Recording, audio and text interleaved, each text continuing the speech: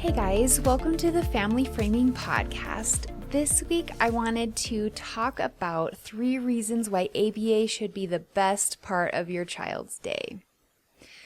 Reason number 1 is ABA should be full of play and rewards the entire session. This means that your child should be excited when their therapist enters or when they get to the clinic. They should be looking forward to playing with new and fun toys the entire time. They should be looking forward to engaging social interaction.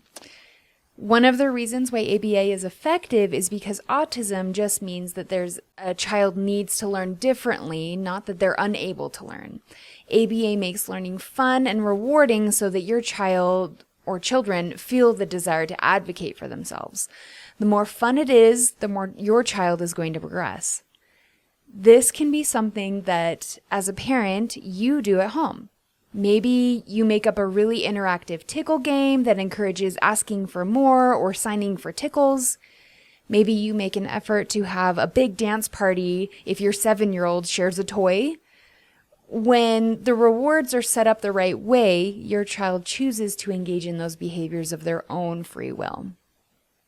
That is where powerful, long-lasting change can happen. Making it fun is really, really important. Number 2, ABA should make your child feel more powerful and heard. ABA providers should never be dismissive or condescending. ABA should be about teaching the fastest, most effective, and safest way to get a need or want met. It should encourage functional communication that your child can rely on in order to advocate for themselves. Nothing is more frustrating to parents and or children than your child needing something and becoming actively upset, and all you want to do as a parent is help them get what they want, but you don't know what it is that they want or need. That's frustrating for everyone. ABA teaches with those instant rewards so that your child's communication is strengthened in whatever form that might be for them.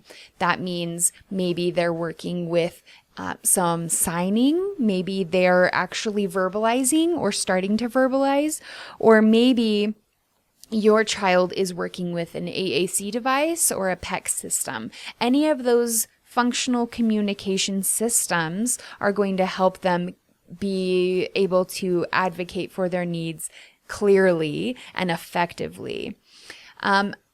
Sometimes I like to use this analogy where, imagine a world where in order to get anything that you need, you have to walk 5 miles down the road. And sometimes when you get there, the store doesn't have what you want or what you went there for, or they don't have anything even close. So sometimes I like to use this analogy because it would be very, very effortful for us to have to walk 5 miles down the road every single time that we needed something, right? And so if your child is engaging in challenging behavior that is high energy, maybe crying, screaming, running away, falling to the floor, hating themselves, hating others, kicking, these behaviors are a lot of work to get a message across to people that can help them.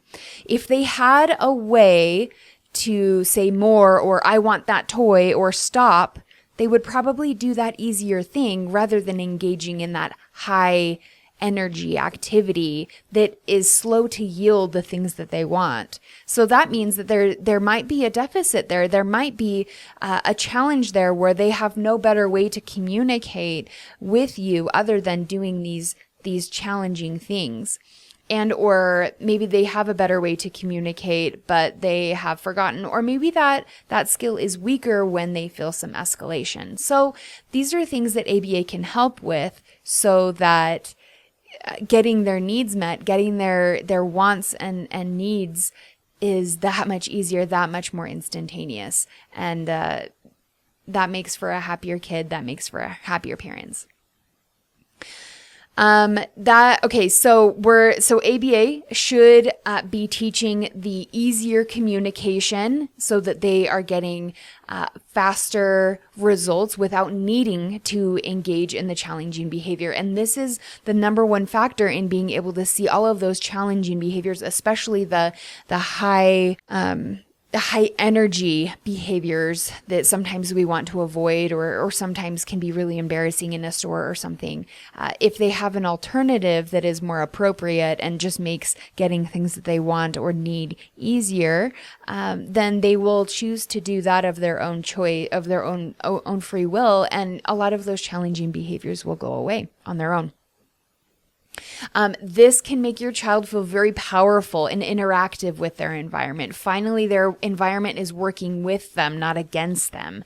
What once was a difficult process is now a simple communication that can yield quick results. So this is something that I push very hard when I am engaging with parents or when I am training BTs while they are doing therapy is getting that communication really clear, getting those rewards really clear and instantaneous so they know that they are heard and that they can maneuver around in their environment with power.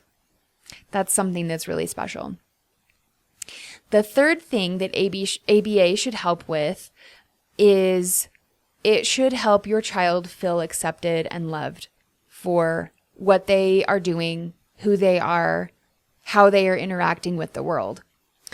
When I run an ABA session, every bit of the time spent in that session is talking to them about how wonderful they are, how special they are, how hardworking they are. This is one way to share love, but I promise you that every single time that your child makes a choice to progress in a goal, and they are rewarded with praise and affection and items or activities that they find highly rewarding, your child is going to come out of their ABA therapy feeling like $1,000,000.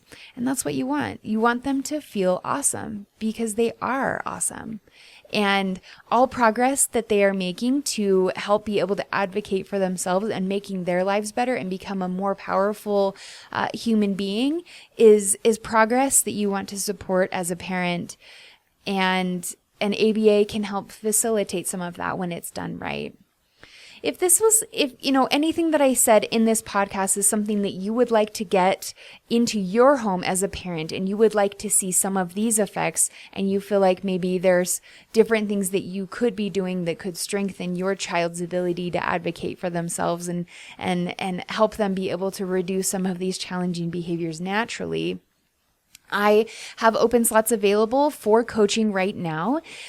This is what I do. I help parents be able to manage their mental difficulties around having a child with autism, because there can be many, and being able to get control and manage your brain around these things. And then I also coach in other areas where maybe you want to teach your child to be able to brush their teeth, or maybe you want to be able to reward better social behaviors if your child is a little older, or maybe they're a little bit more of an advanced learner. And these are all things that can be very easily done, can be very simple. I teach them all of the time, and parents find a lot of success building their home environment around these principles that create an environment where your child wants to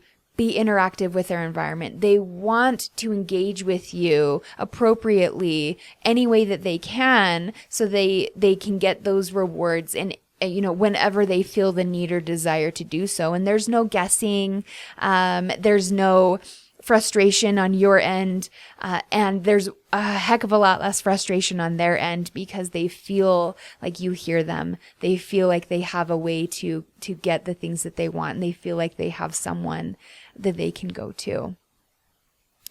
If you feel like you want to help your child feel more powerful and heard, or you want to increase the level of their joy and your joy, if you want to help your child feel more loved and accepted, I coach on all of these things.